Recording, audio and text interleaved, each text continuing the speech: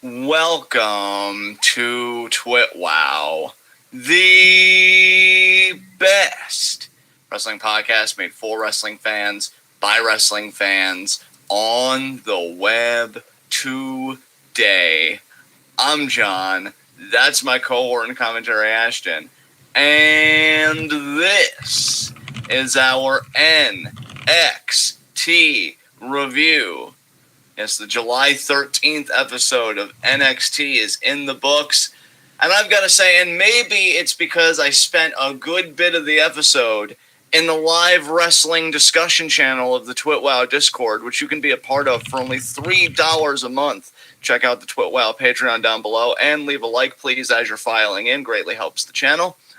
But I thoroughly enjoyed tonight's NXT. Now, that isn't to say that there weren't some things that were perplexing. I want to be very careful with that word here. Perplexing doesn't necessarily mean bad.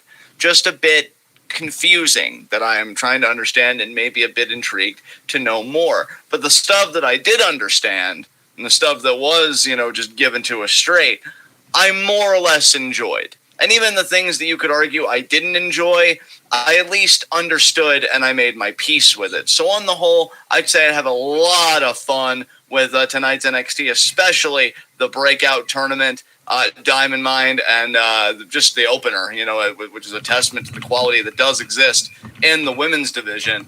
Ashton, what do you think about tonight's episode of NXT? It was quite fun. I think the first half was a lot more fun and entertaining than the second half, but the second half had its bits. It had some good stuff in it. I think the first half was like 85 to 90% great.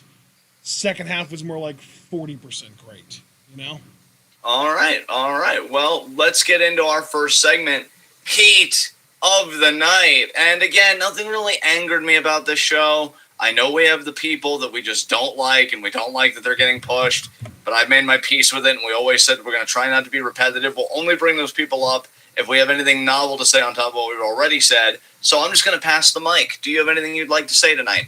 Yeah, Heat of the Night. What the fuck is WWE doing putting Mandy Rose in a prominent position on NXT? That was one of those perplexing things that I have no idea what's going on. Is she going to manage somebody? Is she looking to team up with somebody? Why did they break her and Dana Brooke up when we just saw them this past Monday? A lot of confusion there. I don't want to immediately hate it without full context, because we've even seen, given the right writer, even Mandy Rose can be bearable. I mean, proof number one, obviously the storyline with Otis. I don't think she was terrible in that. Let's be completely honest with ourselves about that storyline. That was an Otis storyline that Mandy was a cog in the machine of. Yes, that was I would not a concede. Mandy storyline. That was not Mandy being interesting. That was Otis being interesting, while Mandy just happened to be in his stratosphere. Right. This I don't know. Return feels like Eva Marie's second NXT run all over again. I don't like it. Yeah, we'll have to see how it goes, man. We really will, because really the NXT roster, I mean, we know that Bronson Reed is apparently still with NXT, and I thought he was main roster bound. So that and Mandy Rose definitely kind of made me arch my eyebrow a little bit, like what's going on here? And again, especially because it seemed like Mandy and Dana were really just even still doing things even now on Raw, kind of antagonizing Natalya and Tamina as the tag team champions. So this is just another case of, and I don't even mean this like negatively, I genuinely just don't know what WWE is doing at times, and I'd like to understand. Again, being completely sincere, I want to understand so I can evaluate it accordingly. So we'll have to see where the Mandy Rose stuff goes, but I can immediately understand why you just reject it outright. Like, no, I just know that how I feel about her as a talent. Don't want to see it. Is there anything else you want to talk about? Let me put it this way. Let me say this. If it was just Mandy Rose returning to NXT as a competitor to improve in the ring, learn the ropes from the ground up, and kind of try and work her way back up to the main roster, I'd be 100% for it. But they're already putting her in a prominent enough position that she's scouting a match between two far more talented women than she is, and brushing shoulders with the likes of Robert Stone, of Frankie Monet, of Jessica Mia. I don't like how high she's being portrayed as already. That's understandable, and I think, we can leave it at that. Is there anything else you want to air out in this segment? Other than, something repetitive, like, the whole fuck LA Knight thing. I don't think I have anything else. I'm a little disappointed that Bronson is still around because it just feels like he's not a future NXT champion, and therefore it feels like he's done everything he's going to do in NXT. So this Adam Cole mini feud, if you can even call it that, feels like we're just spinning our wheels at this point. But I wouldn't necessarily call that a full-blown heat of the night. It's more of just a mild annoyance. All right, then let us get into our NXT review. We open up with Ember Moon versus Dakota Kai, two of the best workers in my mind in the division. A great back and forth match with a shocking, in my mind, given our rule, if you're a Dakota Kai fan, always expect her to do the job. Dakota Kai beats Ember Moon clean here. I really honestly thought Ember was going to get the win to kind of orient herself without Shotzi, given that Shotzi is now bizarrely on SmackDown, seemingly with Tegan of all people. And again, I don't really have anything against either woman. It's just you knew that Shotzi and Ember were a tag team, literally women's tag team champions on NXT.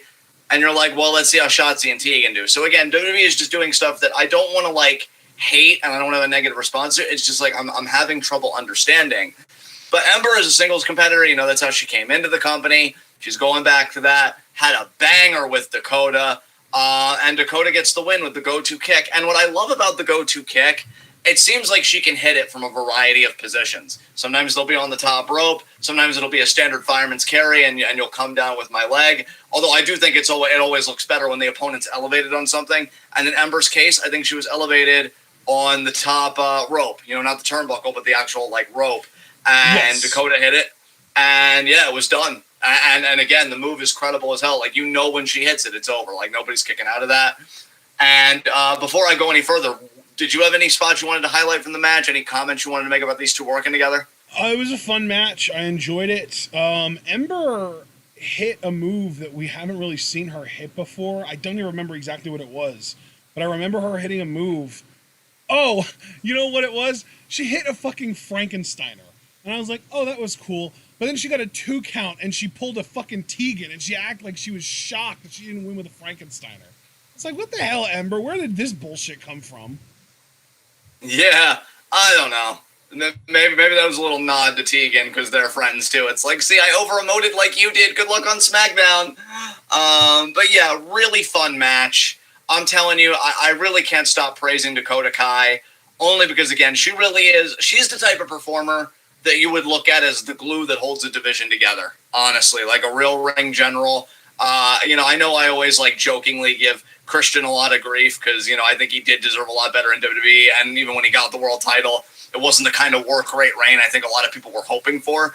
And Dakota's got that same quality. She's just so crisp, can have a great match with anybody. I think when her and Raquel inevitably have their matchup, and I think we got more proof that may happen down the line after this match, it'll probably be one of the best matches in Raquel's reign. I don't know if it'll be in that Io territory, because Io really is just one of the best in the world, but, I'm not going to shortchange Dakota. I think she can pull something great out of Raquel as well.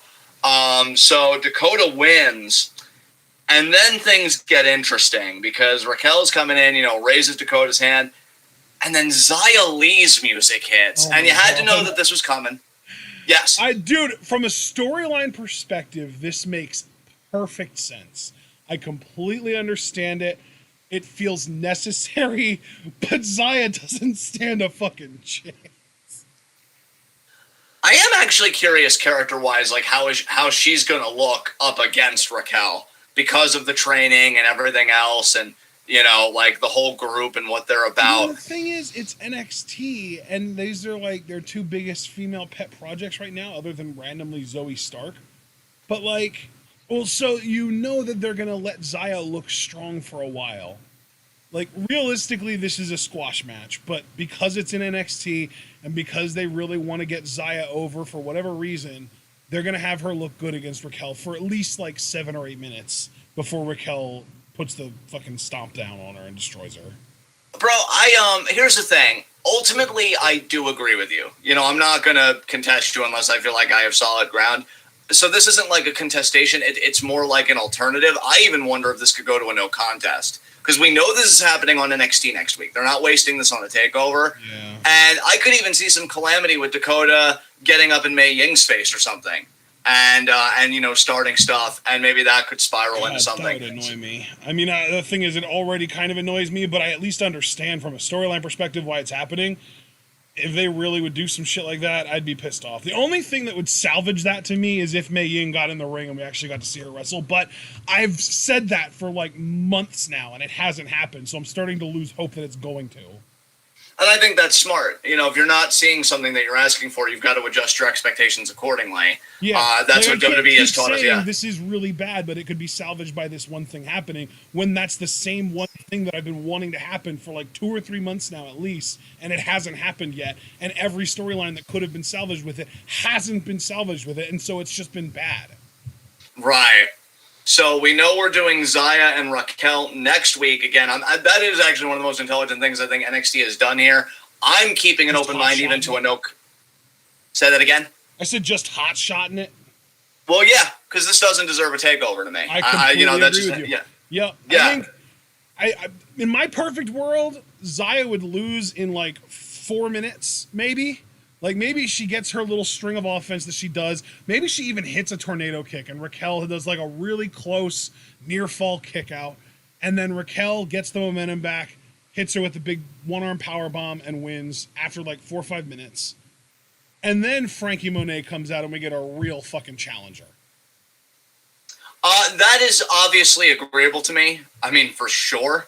I think the other thing that we have to, look at, and that's the whole reason I even wanted to get to this part of the segment. Dakota just gets completely ignored here. Xia just passes by her, goes straight to Raquel, and you could see the look on Dakota. I just went through a hard-fought match. I beat a former NXT Women's Tag Team Champion, even though I was the first one ever with Raquel, and a former NXT Women's Champion. And you're just walking past me and you're ignoring me. So then, it's going to come to Dakota well, they're not paying attention to you because you're Raquel. They're paying attention to you because you're the NXT Women's Champion. And there is a difference. So if I want the eyes on me, I need to be NXT Women's Champion. So I do think that match, I don't even know when it's going to come, because I honestly thought that possibly it could have already happened by now. But I will say this, and call me crazy if you want, I think the longer they wait on Dakota or Raquel, the more likely it is that Dakota may very well be the one to beat Raquel, because I have been saying nobody knows Raquel like Dakota does. And I could really see her knowing the weaknesses in storyline, exploiting them, and getting the win. So I'm honestly cool with them waiting on it, because I want to see Dakota get a title run. And again, I think the longer they wait, the more likely it is Dakota could pull off that win. So we're doing Xia now. I love Dakota Kai, and you know that, but I feel like we've been down this road before with Shayna, with Dakota being the perfect person to beat this dominant reigning heel champion, and it just never happened. I'm not getting my hopes up. Yeah. I mean, we'll see. We shall see, man. But for now, we know what the road is. It's Xia, it's Raquel. Next week should be interesting how they handle it again, because I think you said it perfectly. They are two pet projects. So who really is the priority? You would naturally think the champion. We'll see what NXT says. After this, we get one of the best parts of the show, because he's always the best part of the show when they give him screen time, Malcolm Bivens and Diamond Mine. How did you feel about this?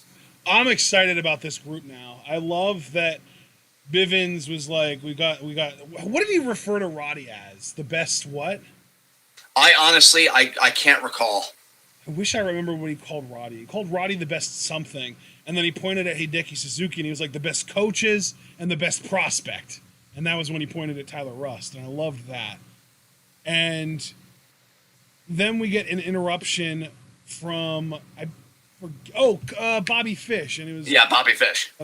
I think Fish wanted a match with Roddy, and Bivens was just whoa, you get to face Tyler Rust tonight. He was back off the merchandise, So that was pretty cool. And then we pretty much right away got into that match, Bobby Fish versus Tyler Rust, which was fun. It was decent. Yeah, I enjoyed it. I thought this was a good. So we know obviously Roddy and Kushida for Cruiserweight title. That's the big matchup, and I'm happy for Roddy that he's got this. I still think, if I'm being honest, that he would have been better on the main roster, especially on a show like SmackDown that seems to be the more work rate show, the more wrestling based show. Yeah. But you know what? It gets Malcolm Bivens on TV, so I'll take it. I will take it. I love this dude, and I love that he's clearly having fun with this group. And I love, too, that Rust got the win here, because it all really started with Tyler Rust. So I hope he stays a priority. Dude's got a great look, and he's solid as hell in the ring. And really, who gives a fuck about Bobby Fish anyway? So, yeah, there you go. We get highlights from Ika Minjiro in the video package, and we get one later for Duke Hudson. Duke Hudson, man, we got a lot to say about him later when we get to that matchup. But both video packages, I think, were well done. It was cool learning about Jiro that he was trained by both Tajiri and Muda. That's really cool. And Duke Hudson, he just oozes charisma. He calls me, and he calls himself like the winner of the breakout tournament. He says, just call me the winner of the NXT breakout tournament. The other 7 won't mind. You know, they couldn't win it anyway. I love it. I love the arrogance. Yeah. We get the first of 3 LA Knight and Grimes vignettes. I will say I muted it. Yeah, I know he muted it. I'll just say very quickly, I did watch all 3 of these. The feud is what it is. I see a main event star in Cameron Grimes. NXT clearly disagrees.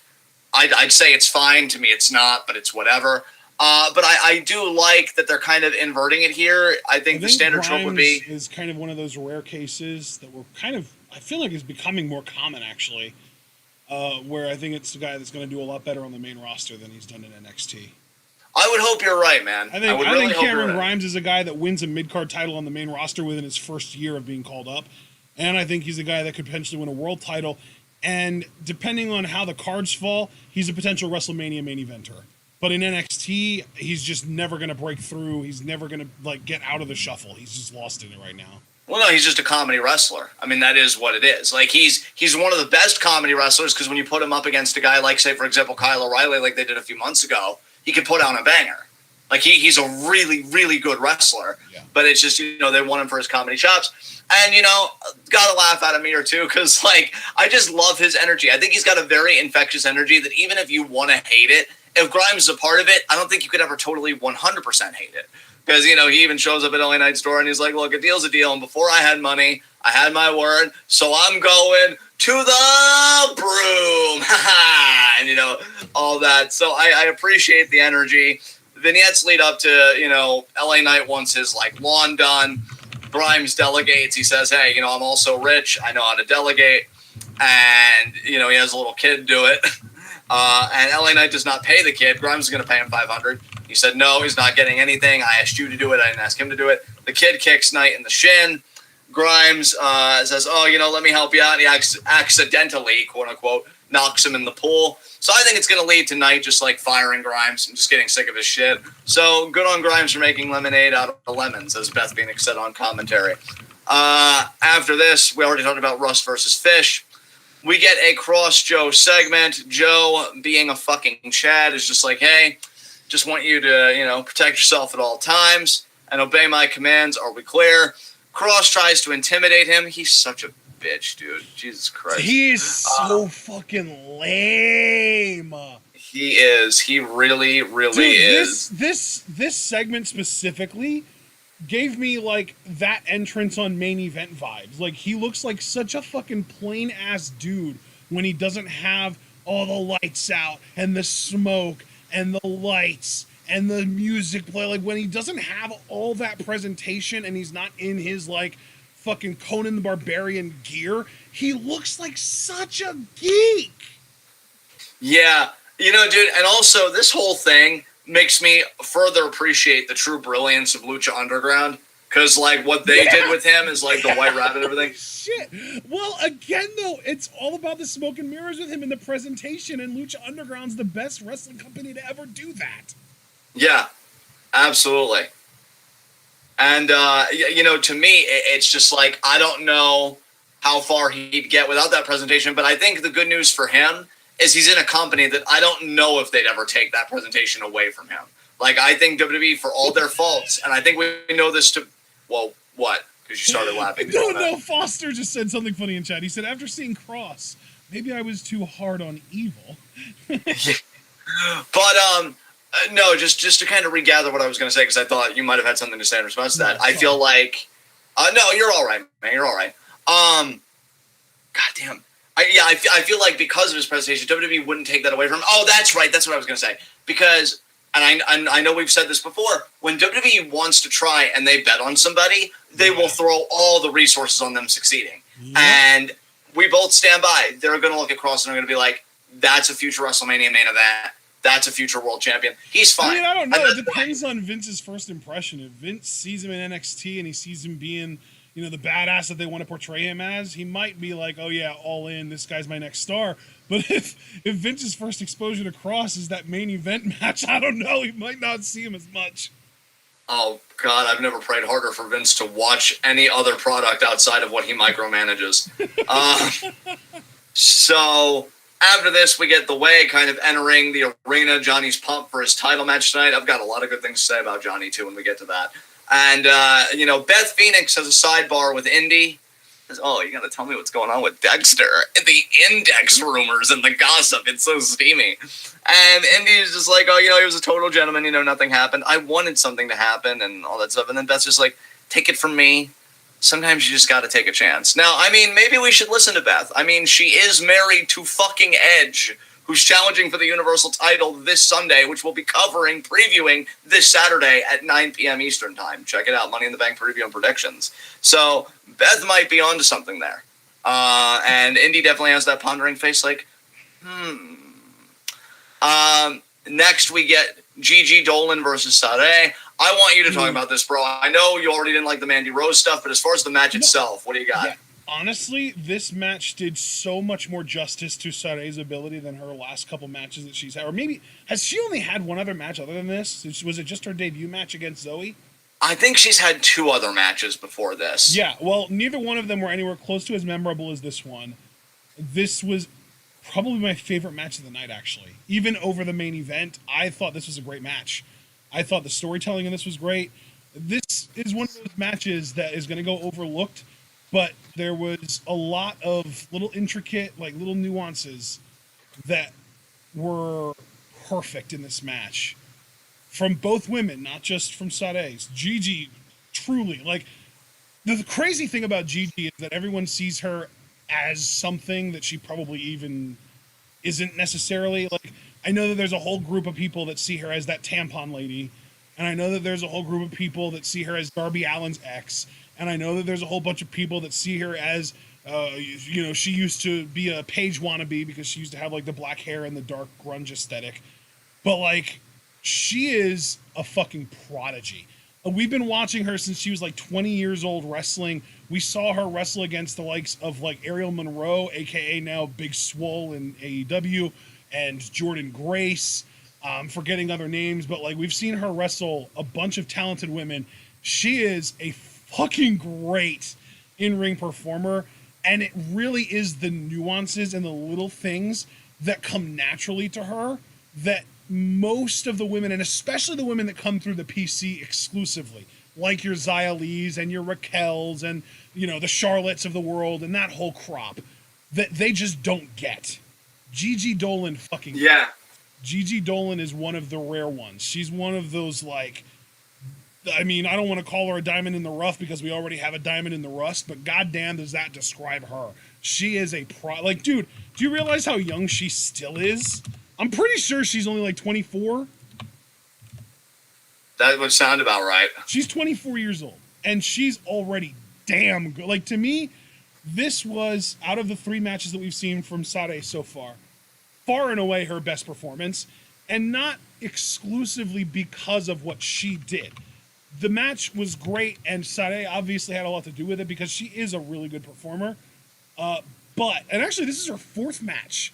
Her debut was against Zoe Stark. She had a match against Zeta Ramir. She had a match against Aaliyah, and this is her 4th match. And it's not even her longest match. Her longest match was the one with Zoe Stark, and I told you I was underwhelmed by that match. I thought that match was meh at best, Yeah. And I don't even remember the Zeta Ramir and Aaliyah matches. This match got my attention in such a way that I'm going to remember both of the women in this match going forward. Yeah.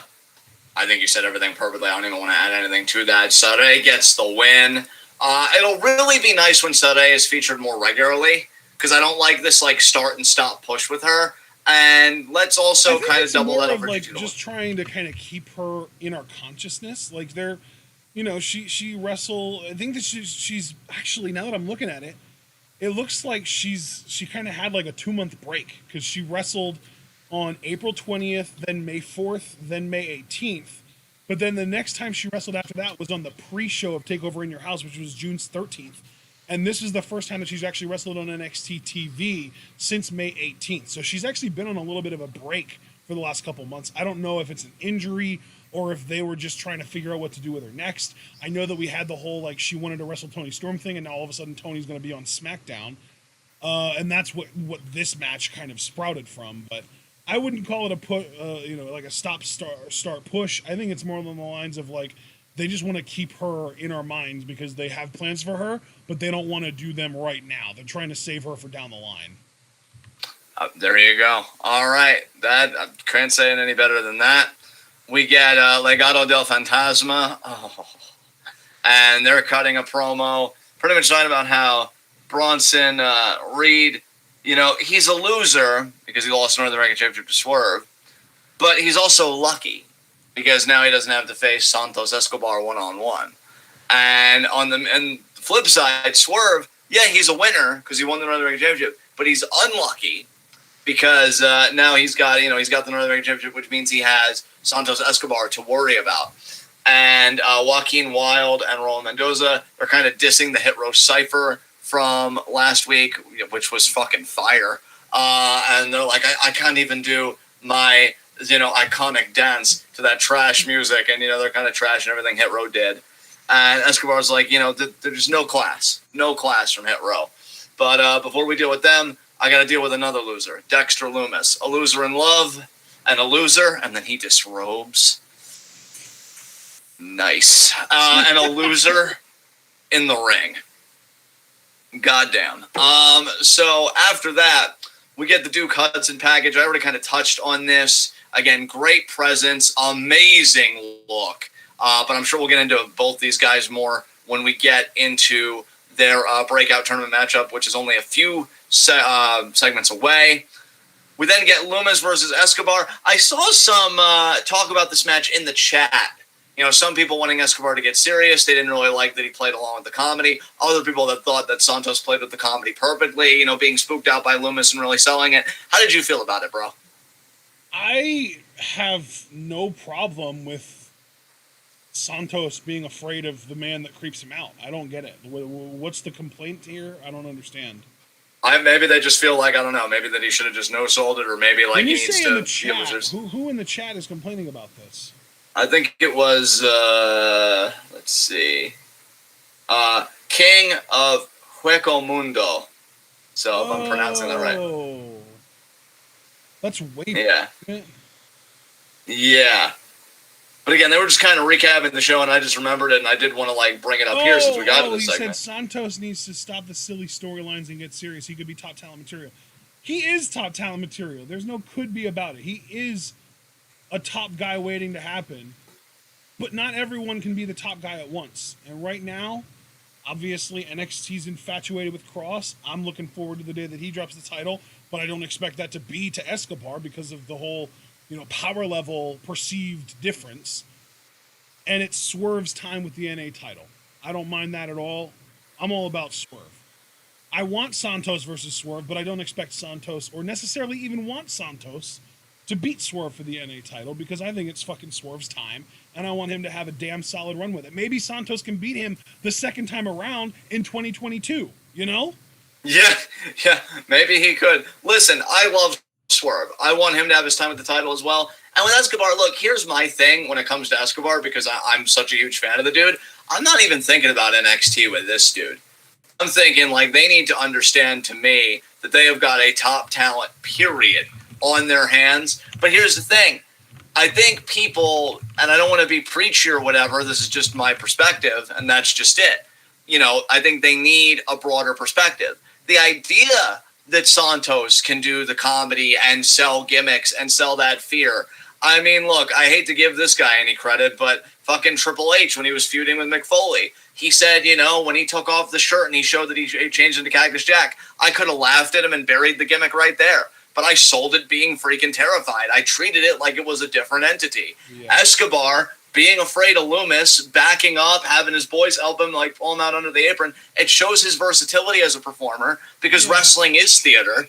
What? We expect him to be stoic when Loomis is crawling all around? No, to me, I think that this is just one of those things where it's just like one guy with a random complaint that makes no sense that we can just move past. Because really, I think this match was great. Everyone in our chat loved it. I think there was really nothing worth complaining about in this match. And the one guy that had a problem with it, I mean, have fun being wrong. Well, I mean, yeah, and I only wanted to highlight the complaint really just to show again that, like, rather than seeing it as a negative, I think we got to see more of the versatility and the depth of Escobar as a performer. Absolutely. And I really Escobar like that. is a fucking star. End of story. The dude is a stud. The fact that he never got to hold Lucha Underground World Championship gold is one of the great embarrassments of Lucha Underground. And there aren't many. I mean, there are a few, most of them involving Season 4, but that's one of the biggest ones. The fact that we never got King Cuerno as LU World Champ, my God. Yeah, the dude is so good. And here's the thing, too, that we got to remember. He was God's champion at one time. He's just like the only dude, or I guess one of the only two people to hold that title and not cash it in. Yeah, exactly. And we got to remember, too, that even if people didn't like this match, which is 100% they're right, if you didn't like it and you're an Escobar fan, I mean, he won. Like, he won the match. Yeah, that's what I... Dude, there were, I think, 3 even matches? I'm trying to think. No, there were 2. There were 2 matches on this show that I thought were complete coin flips. I really didn't know who would win, but I knew who I wanted to win, and I had an idea in my mind of how I wanted them to win. And both of those predictions came damn close to perfectly true. This being one of them, and the only reason I said damn close to perfectly true instead of perfectly true is because I also thought there was a chance that Indy could distract Dexter to help Santos win without intending to do that, and that could upset Dexter and maybe continue like the, this relationship is cursed vibe, almost like the fucking Fitzsimmons level vibe between and Indy. But that didn't happen. It didn't need to. We still got an amazing Index moment after the match, but we'll talk about that then. But yeah, I wanted this match to go exactly how it did. I wanted for Loomis to look clearly like the better performer, like the better wrestler, like the better fighter, however you want to describe it.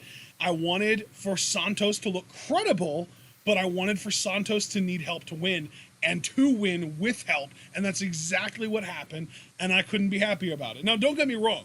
I look forward to the day that Santos is able to turn face and start winning matches on his own merit, because he's that damn good of a performer that he's going to be able to pull it off perfectly smooth.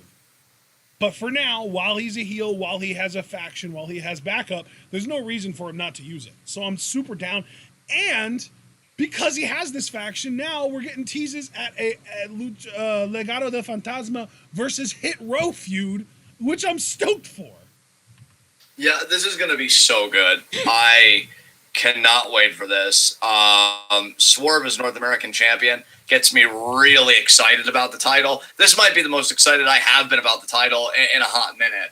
I just think Swerve, he's in such a groove right now. And this gimmick, this group that he's a part of, Hit Row, is one of the coolest things on NXT. They're legit. They all come from music backgrounds in one way or another. So it's not fake. It's not contrived. LDF, I mean, they're classy. They're cool. Like, it really is. It's one that tugs at the heartstrings if you're fans like we are, that you can, like, see the merits of both guys.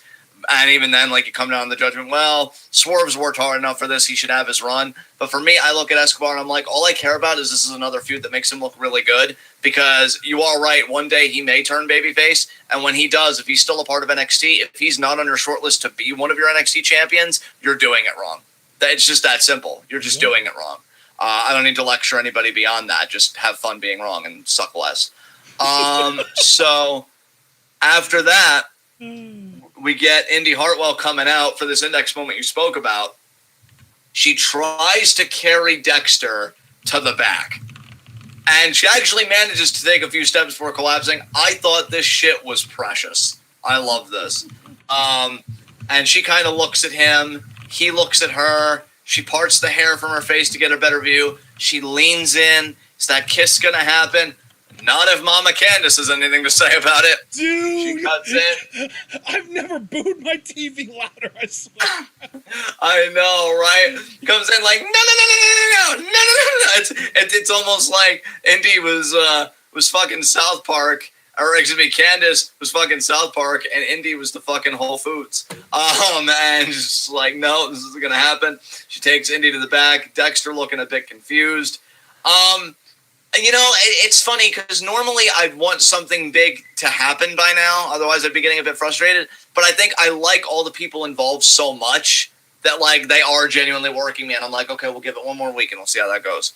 And, okay, we'll give it one more week, see how that goes. I mean, sooner or later, you are going to use up the rope and I'm going to want to pay off. But we're nowhere near that point yet. And I'm just enjoying what they're doing. I thought this was great. Do you have anything you want to say about this before we move on? No, I don't have anything to add. Let's move on.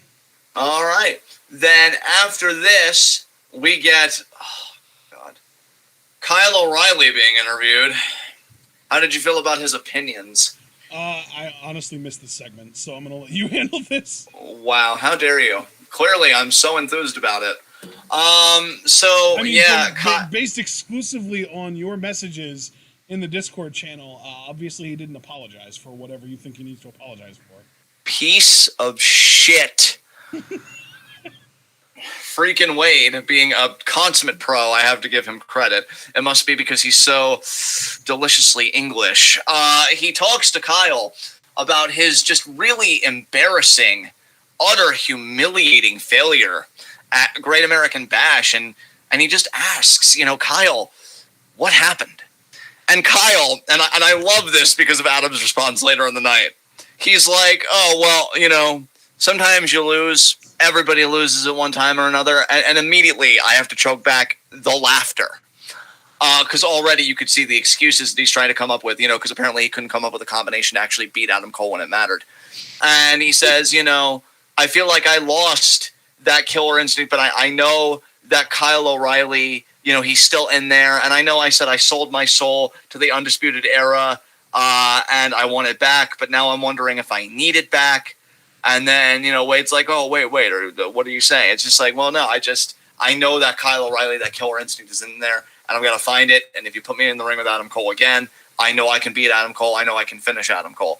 So what this was to me was just a bunch of excuses because you lost. Your knee, which is probably twisted up in 5 different places, ate canvas, and the back of your head ate a last shot. And it sounds like a very you problem, Kyle. Maybe you should address that. So, yeah, since you gave me the reins of the KOR interview, that's what happened. That's how we're leaving it. So, after this, we get, yeah, great. I'm glad we're all in agreement there. We get Duke Hudson versus Jiro. But in all seriousness, I know you saw this because I know we're raving about it in the Discord. I do want you to go first on this, bro. How did you feel about this tournament matchup? Oh, this was a lot of fun. I really, really enjoyed this. Like you mentioned, Duke Hudson is just charisma bound like all hell. Even Jiro is charismatic in his own right too. I don't want to take anything away from him. His interview earlier in the night made me feel like it was more likely that he was going to win because of how much charisma he showed. I feel like his English is already pretty damn good. Ikemen literally means handsome in Japanese, which is pretty damn cool. So he's literally going around calling himself Handsome Jiro. I think that's funny and clever. The match itself was great. I love the big man versus little man dynamic. Ikemen Jiro got off a lot more offense than you would expect just looking at these two guys. But in my opinion, the right dude went over.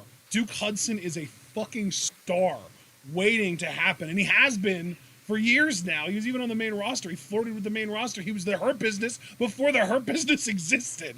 And he's kind of getting that reset button pushed, and I hope that it leads to big things for him because he's got everything. He's got the look, the athleticism, the charisma. It's like the fucking Moneyball scene where they're in Billy Bean's mother's kitchen with him, talking to her, telling her about how normally we get guys that have 2 or 3 traits and we try and develop another one. Your kid has all 5 traits that we need. Duke Hudson has every trait that you want in a professional wrestler. He's got size. He's got a good look. He's got talent in the ring. He's got athleticism. And most importantly, he's got charisma out the ass. There is no reason that this dude should... If it was the 90s, this dude would be main eventing WCW Nitros with Hulk Hogan. Yeah. I think you pretty much checked every box. I don't want to try and talk too long. I will say, I think I had the perfect sentiment in the TWitWoW Discord in the live wrestling discussion channel. Again, only $3 a month for those of you that haven't joined that listen back to this. This was pro wrestling at its best because I came into watching one match and leaving it a fan of two guys. Because I love Jiro here. I thought the stuff he did looked great. I know Foster mentioned in the chat that the moonsault he did at one point in this match really was perfect. He hit it perfectly. That was that a springboard or was it off the apron? It was a springboard. I thought yeah, and he did great with it. It looked like he tweaked his ankle on that, but then I saw him moving pretty well later, so I'm pretty sure it was more of a tweak and less of an actual like permanent damage or major damage kind of thing. I love, and I genuinely mean this as a compliment because I was a huge fan of this act, in like the later 2000s. I love that he wears a jacket, kind of gives the Brian Kendrick vibes. So I love that. He gives off very strong late 2000s vibes just in general because it's like he was literally trained by Tajiri and he moves a little bit like Tajiri and he does the tarantula and everything. He rocks the jacket like Kendrick. And let's be real, his music and his like overall vibes are kind of Yoshitatsu-esque. Yeah, except so much more fun to watch in the ring. Absolutely. And then Duke Hudson. First of all, the sooner that theme drops from WWE music, the better. Hell yeah. That was some Wild West shit right there. That was dope as hell. I love it. Well, what's funny, dude, is like, from what my ear picked up, now I'm not saying I'm a cultured man by any least. I don't think that surprises many of you.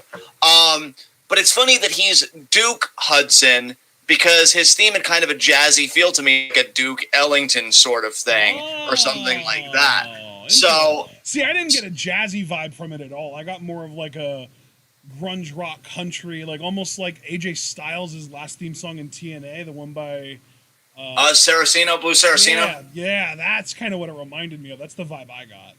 See, now again, my ear could have picked it up incorrectly. It could have been the crowd noise, whatever. But I felt like what I picked up, it had like a bluesy jazz kind of feel. With like, don't get me wrong, it goes a bit hard, and I really liked the sound. I'm like, man, I want this to hit WWE music. I want it clean. I don't want like Vic Joseph or a crowd. I don't want any of scrub that audio. Give it to me straight. Because like the theme, the look, and I gotta tell you too, it's funny that he wins. And Barrett, of course, popped for it with the spinning sidewalk slam, which Barrett formerly called Winds of Change. Because I mean, you know what I like about this though is that like it's a breakout tournament, and so these guys are all supposed to be effectively quote unquote rookies. They're all rookies to NXT, even though we all know Duke Hudson isn't actually. But like they're all like that's the gimmick is it's all guys that haven't really had exposure on NXT yet, trying to make their way. And it reminds me of NXT, like the game show, when the guys had really basic, silly finishers, like the fucking headlock driver and the weird-ass, like, full Nelson slam that Byron Saxton used to do. Like, the experimentation and trying to find what your finisher is, I feel like is part of this process. So the fact that Duke Hudson's is kind of lame right now, I think still works. I don't mind. As long as it gets better over the next couple of years, I'm fine with it.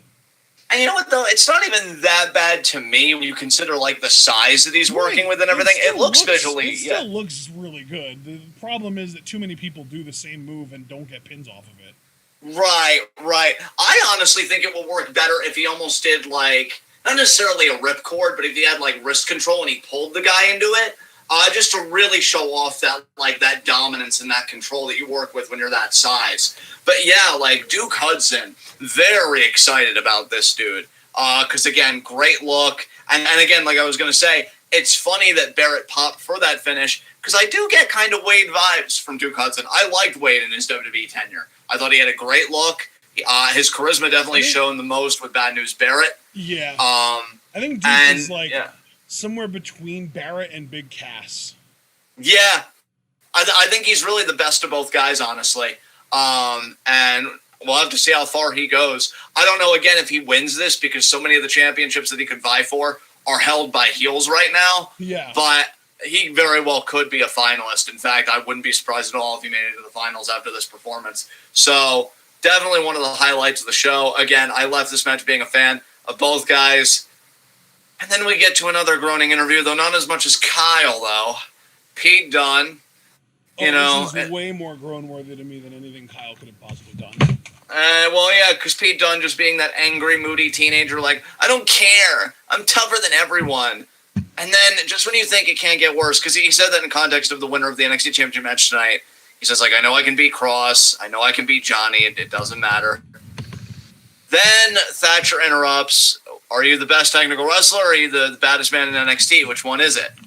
And Pete, I think, said, like, who's asking? And then Thatcher and Ciampa, like, ambush Dunn and Lorcan. And I don't want it. I don't want it. I'm happy for Lorcan that he may get something to do. Because, God, there's another guy that, like, I know this will never happen. But, like, you know, I wouldn't mind him having a brief North American Championship run. I love Oni's intensity. I always have. Same with Thatcher. I mean, Thatcher has such a legitimacy and is such a badass motherfucker. Like, yeah, if you ever want to put the NA title on him, that could be a fun title reign. I think this segment in a weird way pissed me off. Because, like, I like Pete Dunne in the ring. I enjoy him enough, and I actually do like the intensity, and I like how much of a prick he is. But I think, again, you need to update kind of that heel mannerism a bit. Like, it's still just the non-caring, the apathetic, the shrugging, and it's like, okay, well, you've been doing that for so many years. Wrestling is about growth. Like, I don't know of any television show where one character was just completely the same for the entirety of its runtime, and if such or so exists, it's probably not that good. I'm just going to be honest. So I'm looking for Dunn to evolve a bit, and obviously we haven't seen that. We're probably not going to see that. And I think, honestly, the biggest loser here is Thatcher. Like, I'm watching this dude, and I'm thinking, like, man, it is amazing that he was so much more interesting before Ciampa entered the mix, because he was doing the Thatch Can segments in the ring, and even got a guy the ability, who was it, like August Gray, the ability, you know, to be on NXT TV, and they did like a match or two. And, like, it was a lot of good going there for Thatcher, and I think he got a lot of mileage out of those segments. He probably could have even gotten more mileage out of those segments. And then they do all the Ciampa crap, and I'm just like, well, Thatcher just seems like he's kind of stuck right now. Like, you're not even in contendership for the tag titles now, and they're still a team, and I just don't see how Thatcher benefits. I think he was doing so much better on his own. So I look at all this, and I'm like, well, Thatcher's the biggest loser here, because I felt like he had something really good going, and now he's just doing this weird random team feud, which will probably only be like 4 a match, because I think Dunn really wants the NXT title. So it is what it is, but the quicker we get through it, the better in my mind. Do you have anything you want to add to this? No. Then we get to another interesting segment, which I do want to give you the ball on, because I always love hearing your thoughts first on these. Casey and Caden versus Aaliyah and Jesse. So, what happened here, man? What do you think? Well, I think I might have missed something here, because I did see a few moments from the match. I saw there was a really cool moment where Aaliyah tried to prevent Casey from tagging Caden in, but failed. Casey tagged Caden in. Caden came in and just fucking destroyed Aaliyah. Like, just dominated her, like, straight out the gate. Like, it was impressive. I think she hit her with, like, a bulldog and a drop kick and stuff. Like, it was ugly. It was like immediate destruction. And if I remember correctly, that was the pinning combination, wasn't it? Caden pinned. Yeah, I believe. No, wasn't it? No, I think you're right. I think it was Casey, because I know Casey did hit like the 450, but I don't think that went right into a pin. I don't think it did anyway. So, yeah, Caden pins Aaliyah. And then what did you think about the post-match? That's right, the neck breaker with the 450. I forgot about that. Yeah. So, yeah. Okay, so here's what I saw. Aaliyah was pissed off, and I don't know if she was crying or she was just like woozy and trying to recover. Robert comes over and like touches her shoulder, and he's like trying to console her. She shoves him away. He comes back. She shoves him again. She screams in his face, "You need me more than I need you." I didn't catch the rest, but she said something about how he hasn't helped her, and then she smacks him over the head and literally like smacks the fuck out of him, like big time smack. And then she walks away, and then I must have stopped paying attention for some reason, but Frankie Monet ended up showing up, and Frankie, Jesse, and Robert all leave together. Can you explain what happened here? Okay, so you mind if I just kind of walk it back a little bit? Yes. So obviously Jesse and Aaliyah lose. You already kind of set the table for that just fine. Then Aaliyah's recovering. She wasn't crying. I didn't see her crying. Robert's trying to like help her up. She subs him a few times. He's like, "Aaliyah, what's going on with you? You know, why are you acting like this?" And then she really gets up in his face and says, "I've done more for you than you've ever done for me." And she slaps him. And I think she might have slapped him twice, and then he goes in the corner, and then she follows him in the corner. She starts, like, pummeling him. And so, like, he's kind of cowering, because, you know, Robert Stone does that, like, really well. He sells really well. He's able to do the comedic goof really well. And then Aaliyah, what surprised me here, since you're giving the ball to me, Aaliyah was really over with this particular crowd tonight. Now, that's different from being over generally. Aaliyah had probably the best night. I don't even think I'm being hyperbolic here, and maybe Chad will back me up. I think Aaliyah had the best night of her career tonight, crowd reaction-wise. This crowd was loud for her because she was kicking the crap out of Robert Stone. The biggest pop she got was when she kicked him in the ribs. And I think the crowd was even chanting one more time, and then she just kicked him in the back. And she said, you know, I don't need you. I don't need that loser. Referring to Jesse, actually. So I was surprised because I thought she was only going to be done with Robert, and she was going to kind of talk to Jesse like, hey, why don't you and I try and do our own thing? But no, Aaliyah, she's like, out. Okay. Now, she blew Jesse a kiss goodbye, and she kind of kissed all of us goodbye. Now, here's the thing. Some people have stipulated that this could be a call-up. That's entirely possible. We know WWE, the main roster women's division, it seems like they're kind of bulking up on both sides. Just because of Bronson Reed, though, I wouldn't be so quick to come to that conclusion. I would wait a few weeks, and I would see. Beyond that, I'm just going to be truthful, and, you know, I never like to be mean, you know, because I know sometimes even I can take the gimmick a bit far, but I am being completely sincere. I'm happy for Aaliyah that she had one really good night. I wouldn't get carried away and think that her being a babyface would work, because we know how crowds, especially today, how fickle they can be. But I am happy for her. Because they're about to go back on the road, and, like, I don't know if NXT is going to go on the road, but if they do, you're not going to have the same group of neckbeards rooting for you every single week. You're going to have actual, like, diverse, versatile groups of people that aren't all from the same walk of life, that don't watch the same show every single week, and you probably won't get the same receptions when you're not actually truly over, and then it just so happened that you were beating up a guy that everyone loves to hate.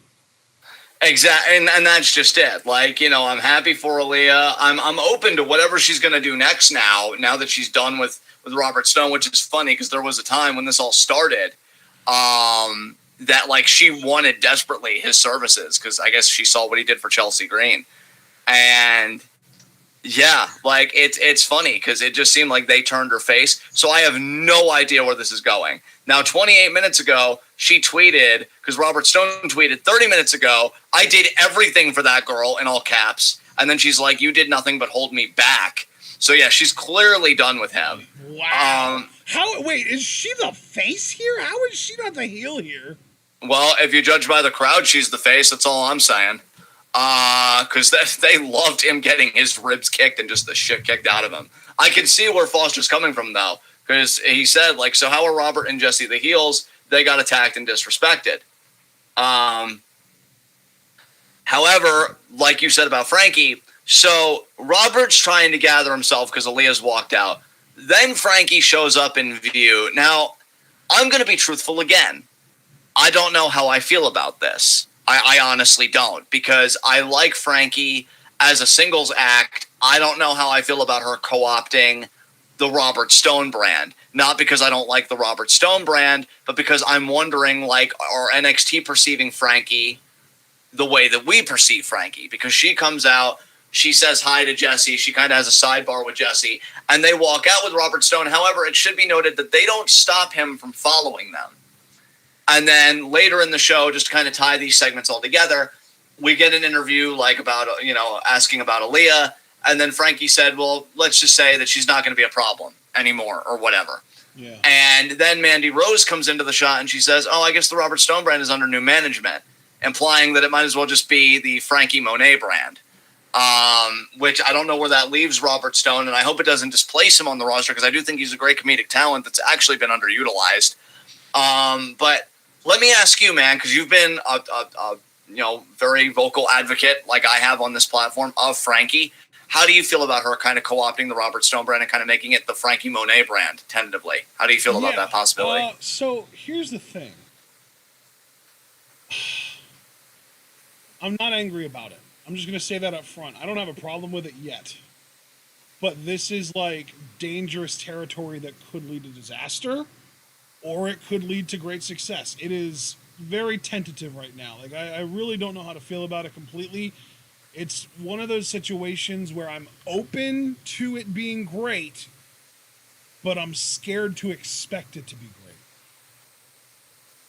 I think you articulated my fears perfectly, because I don't want to say that I hate this outright. I'm just very worried. Like Robert Stone himself is so fucking entertaining that it's hard to imagine him just being a part of a group like this rather than being the manager who is like calling the shots and being like the knucklehead doofus type character. I don't want Robert Stone to be another Austin Theory. I know that. Let me put it that way. And then, yeah, as far as Frankie goes, is it possible that she's like, I don't know. It's really hard to kind of, because like Robert Stone could still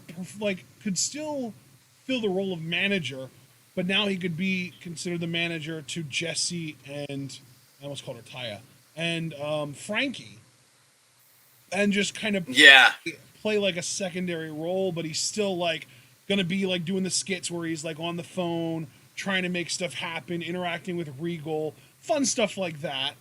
And maybe now Jesse and Robert are going to be helping Frankie work her way up the card and win the women's title.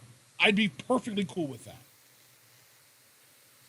Yeah, not to get Foster excited, but I should note that on Robert Stone's tweet, I did everything for that girl. The immediate reply below is from Kona Reeves, whose username seems to be a question mark, I guess to imply where is Kona Reeves? And he said, "You're something else."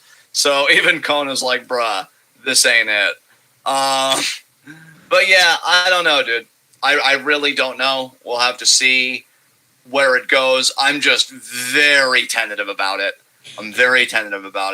So we'll have to see what happens. Even though you explicitly said you didn't want to get his hopes up, you got Foster's hopes up. I have hugs waiting for you when it all goes south. I love you. Grand. Yeah. Oh no. Okay. What have you done? So, something I didn't even mean to do for once. So after that, we get Samoa Joe and The Way. Johnny's really pumped to have Samoa Joe as guest referee. He's like, "Oh yeah, no problem. You want a shirt, big man? You look great in this new The Way shirt." And I'll admit, it does look like a pretty cool shirt. And Joe just kind of rolls his eyes and he just walks out. And then Pete Dunne confronts him again, and he just kind of shrugs about it. What are you doing? What's happening here? I don't know, but I'd be lying if I said I wasn't curious to find out. So I'll be patient. We'll wait it out. Then, thank fucking God, we get a voice of reason on this damn show. Because I already talked about all the Night and Grime stuff, so I covered all of that already. Adam Cole. Oh my man. Ashton, I ask you this genuinely because you can relate, and I mean this as a compliment. I know that real recognize real. Like Foster recognizes other handsome people, right? Because he's handsome. You, because you're used to being right, can recognize other people when they're right. And just how good is Adam Cole? Let's talk about it. I'm sorry. I'm not trying to meme by any means. I genuinely just want to know what you want me to answer this. I'm just saying, like, Adam Cole spoke nothing but facts, and how did you feel about it? As another man that's used to speaking his facts. I mean, one of the things he said was that Kyle beating him was a fluke, and I think that that's pretty arguable that that's a fact. I mean, I respect your experience, but no. So Cole, since clearly this is going south, he mentioned that, Kyle mentioned that people lose sometime, but not when you're Adam Cole. See, that was the truth we were ultimately referring to, but it's okay. It's okay. I know it's been a long day for both of us. I think the way he put it actually was that Kyle said, we in this business, we lose. And Adam was like, yeah, if you're Kyle O'Reilly. Yeah, and Foster. Adam's promo here was hilarious. I'm not trying to downplay it, but you're the one that came at me asking for facts rather than emotions. So I'm trying to give you that. Wow.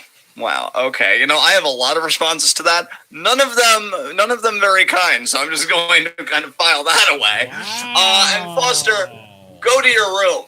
Okay, go to your room. Tell Foster to go to his room. Oh, that's God, Foster, you get to stay, buddy. Oh my God, you all suck. And yes, that includes you too, Javaris. You all suck. And oh, wow. Paul memeing Ben Shabibo. That's a fucking surprise. So, okay. I've really had enough of this Adam Cole slander. It's disgusting, honestly. It's disgusting. And you all need to reassess your lives. And I say that as a man that actually finally connected with a therapist today. I'm very happy about it. I'm doing it for me, but I appreciate the support. So, yeah. Cole pretty much says, like, look, Kyle O'Reilly, he's in the past. He's getting ready to talk about the future, which presumably was going to be taking Karrion Kross's NXT championship and making him cry like a baby. But before he could say that, Bronson Reed interrupted. Yeah, I didn't like this mostly because I just fully expected Bronson to be on the way to Raw or SmackDown. I don't like that he's still in NXT. He's done everything he's going to do in NXT. It feels like he's lingering. It's like that awkward next morning when she still hasn't left, that kind of thing. Yeah. Well, so you really are. I mean, you're taking the scenic route, but you really are channeling Cena. Is this going to be a forever thing? Yeah. I thought, yeah. you know. Yeah, with Bronson Reed, you're 100% right. It really does. It's like, bro, are you still here? And, you know, like, here's the thing. In all seriousness, obviously I'm a fan of Adam Cole. Obviously, I think you guys are fans of Adam Cole, too, on some real shit because, you know, clearly with you ragging on him, he is the heel, so he's getting that heat. And it doesn't seem to be go-away heat either. I think we can all rally behind him when the match with Cross happens because I'll just rally against him for any challenger just about. And, yeah, I think they're just kind of delaying that by doing this. And I'm like, okay, fine, maybe. I just kind of want them to get to it. But, you know, if it makes Bronson Reed look good in the end before maybe he gets called up, that's fine, too. Apparently, they might even be switching dates for the draft. So. Oh, yeah, dude, yeah. I saw that, and that pissed me off so fucking much. Like, I was actually happy that the draft was going to be in late August, early September, and now we're finding out, no, it's back to being in October. And I have total fuck you energy about it right now. Yeah. Also, Yeah. I just want to acknowledge a chat comment. Paul said, say what you want, or say what you can about Ben Shapiro. He's taller than Adam Cole. Incorrect. Ben Shapiro lies about his height by saying he's 5'9". Adam Cole is like, when he lies about his height, it's because he says he's 6 feet tall. He's like 5'10", 5'9". Shapiro's like 5'6" at best. Suck it! Oh, God, I'm sorry. That was such a low-hanging fruit win, but I'll take it because I'm me. Yeah, Bronson Reed pretty much sends Cole scurrying, you know, up the ramp because Cole tries for a super kick, Reed catches it, and then he kind of does the whole girth attack, you know, where it's like, oh, I can't hit any actual offense, body weight, and then, you know, he kind of smushes Cole. So then Cole kind of retreats. He runs into Joe. Oh, yeah, that's right. He called out Joe, and he said what a horrible job Joe's doing, and, you know, I hate to be that guy, but need some points. No. Joe No. really wasn't in love with your tone there. Maybe try that again. Yeah. You know what? My tone wasn't in love with your face there. Ooh. You know what, dude? I know you don't mean it, and I know you're going to a personal place to try and hurt me, and even though it's working, I won't let you see it. So Cole kind of locks eyes with Joe. Clearly, they're not finished. And yeah, I just love, because here's the thing, and again, I am being serious. I know I'm switching between, you know, more like turning up and serious. We don't know the status of Samoa Joe. Yeah. But even knowing that, I love how they're using him.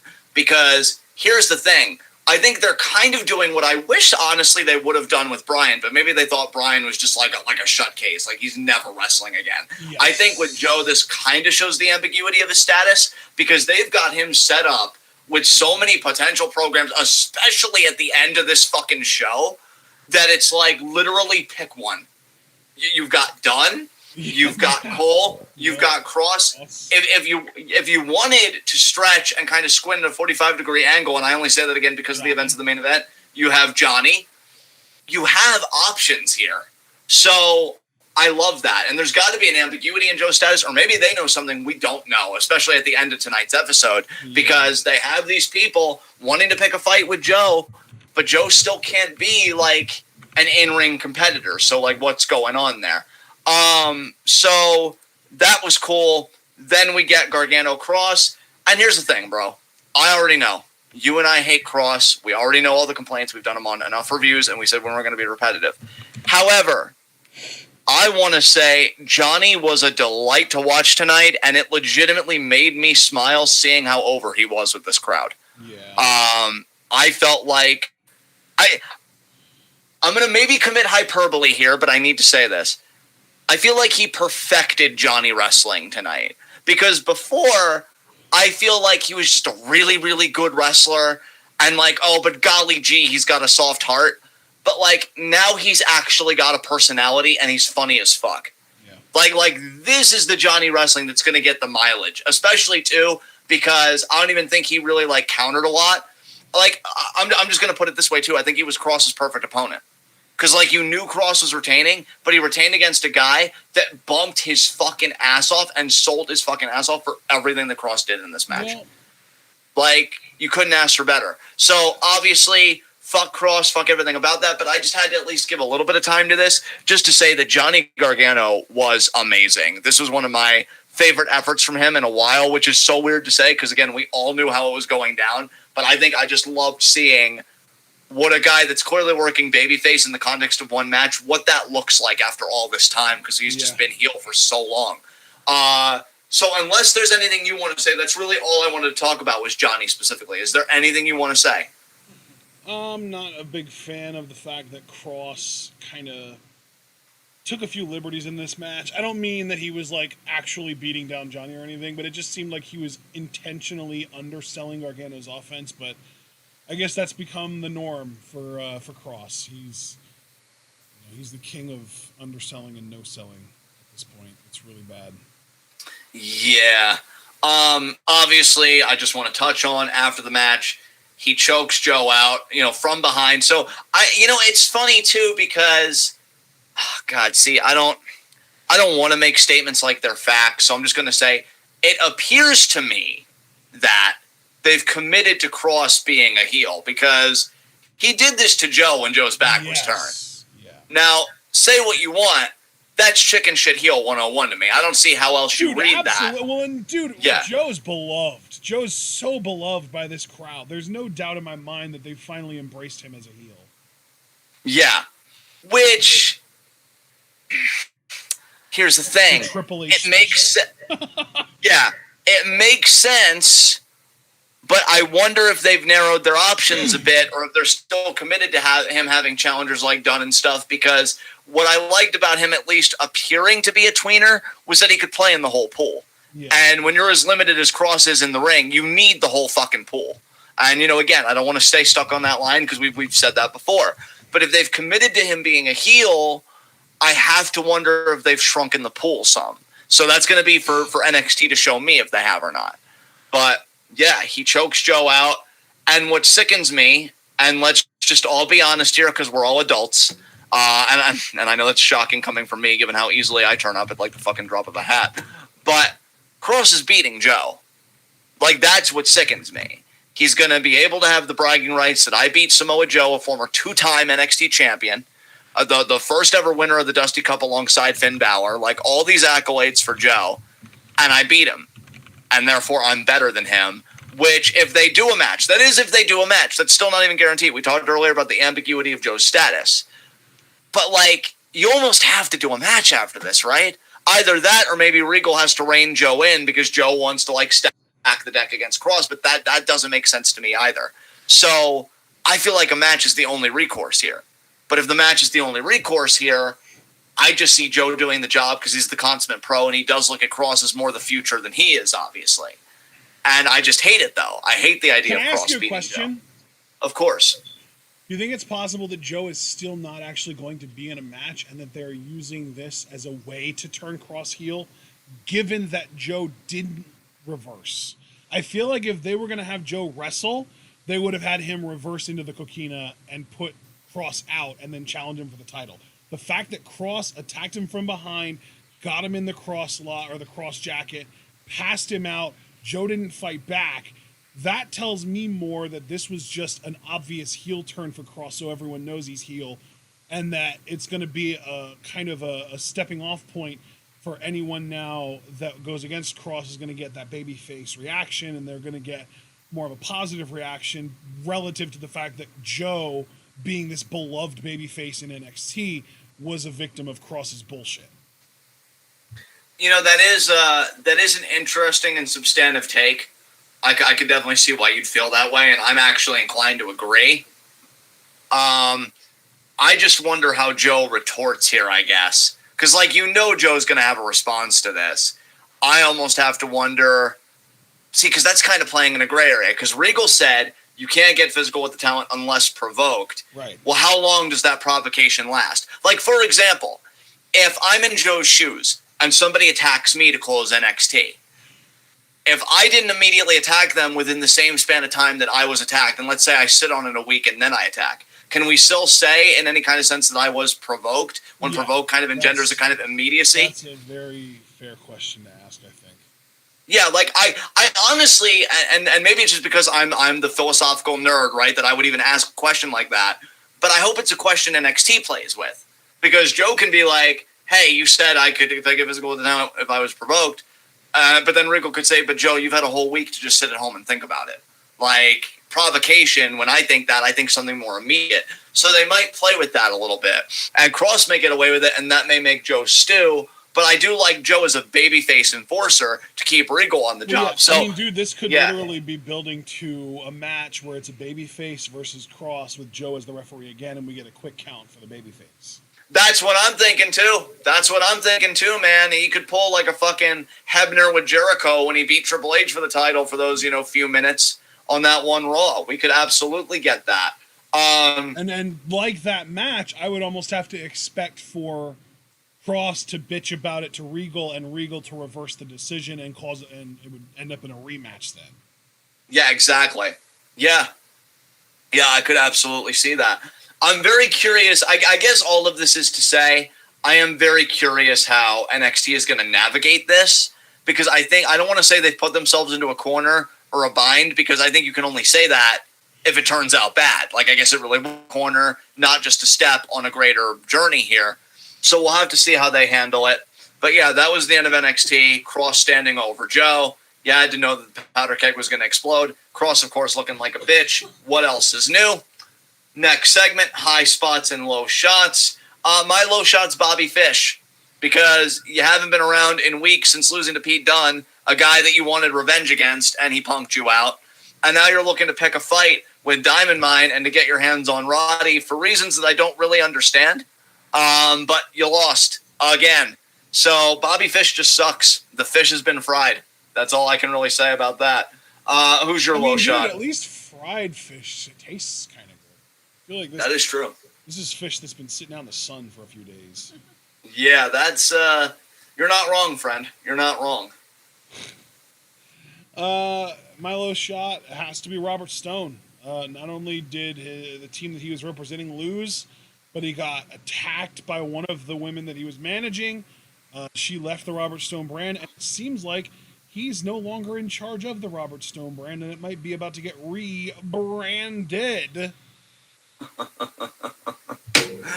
All right, honorary high spot to Aaliyah for having the single most overnight in her NXT career. So good for her, I guess. Wow. And then actual high spot. You know what? I really enjoyed tonight's NXT on the whole, and I enjoyed being with you guys in the live wrestling discussion Discord. So I'm going to say my high spot, because I'm in such a good fucking mood today, is Dakota Kai. Because here's the thing. She beat Ember Moon clean. Ember Moon, former NXT Women's Tag Team Champion and Women's World Champion. And here's the thing. Even though Zaya just brazenly walked past her, and even though Raquel is the NXT Women's Champion when she originally came in to be Dakota's enforcer, the best threats are always the ones that you don't see coming. And if everybody treats Dakota as invisible, well, sooner or later she's going to embrace being invisible, and I think that's when she's going to start doing serious damage. So tonight she won a big match, and she might have been ignored, but ignore Dakota at your own peril, because I stand by what I said at the beginning of tonight's show when reviewing this match. really would not be surprised if she was the one to beat Raquel. And you know what? I got to say, too, I'm a bit more emboldened in that, given that their whole idea for Frankie at the moment is just taking over the Robert Stone brand and making it the Frankie Monet brand. So we might have to press pause on Frankie being the next women's champion, even though she unequivocally deserves it. I do not want that to be in dispute.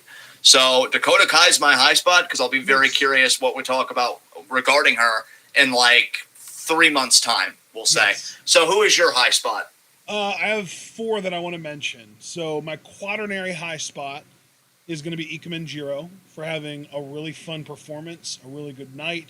Even though he lost, he still won me over. He made me like him. So I'm assuming that also applied to plenty of other people as well. He made a lot of fans tonight. My tertiary high spot is going to go to Gigi Dolan for her awesome performance, despite also losing. Secondary high spot goes to Saray for also having a great performance and winning in a great performance. And my high spot goes to Duke Hudson, baby, because he showed tonight that not only is he a strong, legitimate contender to win the breakout tournament, but he proved through his promo, through his entrance, through his in-ring, that he is a massive megastar waiting to happen. And obviously winning the match itself is obviously a pretty huge step in the right direction towards being a high spot as well. So massive props to Duke Hudson. Excited to see more of him.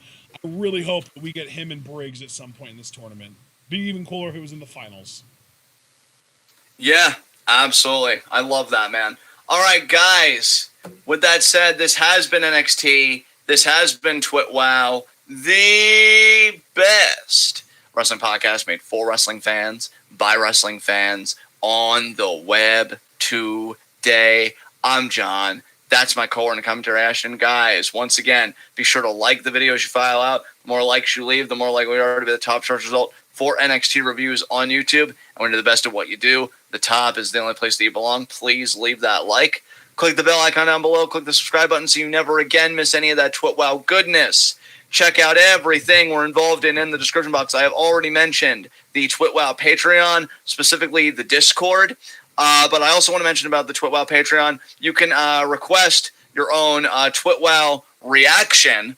For example, Super Blue most immediately, he wants us to live react to the Money in the Bank Go Home show for SmackDown, the first show with crowds this Friday. So we're going to be live reacting to it instead of reviewing it. If you want to know how to get your own TWitWoW request, please look at the Patreon below. I've already plugged the Discord a few times. You know that's $3. And it's great. We've got a channel for everything, and we do Among Us Mondays. Last night was insane. I think we had up to 12 people at one point. It was great. I'd love for that to be the norm because the energy was fantastic, and the games, I think, were really suspenseful and competitive. It was just a really fun time all around. We do Among Us every Monday because Raw is just, it's really not for us. Dude, the crazy thing is we had 12 people yesterday, and we didn't even have everybody that usually plays because we didn't have Revel, we didn't have Sean, et cetera, et cetera. Exactly. So it was awesome what we were able to achieve. I am so proud of us. We're the best. It was great. So thank you to everybody that made that possible. Thank you to everybody that does donate to the TWitWoW Patreon and is a member of the Discord. And we hope to have many more. You guys are awesome. And so beyond that, if you donate $1, you get additional Q&A questions. Now, Q&A is July 29th. Q&A is always the last Thursday of every month. So July 29th is the last Thursday of July. Therefore, Q&A. Non-Patreon donors only get 3 Q&A questions. If you donate that $1, though, you get 2 additional questions for a total of 5 Q&A questions. So be sure to get those in. You can submit them through YouTube, Facebook, Discord, and Twitter, which you can follow us both on Twitter. My handle is @John_TwitWoW, and my pinned tweet again is to collect Q&A questions. Easiest place to do it. I would argue my pinned tweet and Discord are the easiest, most accessible places to submit your Q&A questions. It's right there. I've got 5 replies right now. I think 3 replies are probably met with his individual questions. Yep, I was right about that. So, yeah, just reply to my pinned tweet. I'll see your questions there. Ashton's pinned tweet is the TWitWoW schedule for the month. Now, we are fully in July now. We're almost at mid-July here. So let's go through the rest of the week. The schedule is off. The schedule is off. I'll do the schedule rundown, right? Okay. So tomorrow we've got nothing. Thursday we've got Stardom at 5. If it's not up by Thursday at 5, we'll do it Friday at 5. Friday night we've got SmackDown live reactions at 8. Saturday Money in the Bank preview predictions at 9. Sunday Money in the Bank live reactions at 7. Monday DBK request at 5 p.m. And then hopefully Tuesday Stardom is up and we can react to that at 5. And then of course another NXT review at 10. Absolutely. So hoping Stardom gets that up at Tuesday. But, you know, like Ashton said, most immediately, we've got nothing Wednesday. Stardom Thursday should be a good show. If it's not up, like he said, Friday at 5. So check us out Thursday or Friday. We'll keep you guys posted for the best wrestling on the planet in World Wonder Ring Stardom. And until then, guys, be good to yourselves, be good to each other. And until we see each other again, tune in and peace out.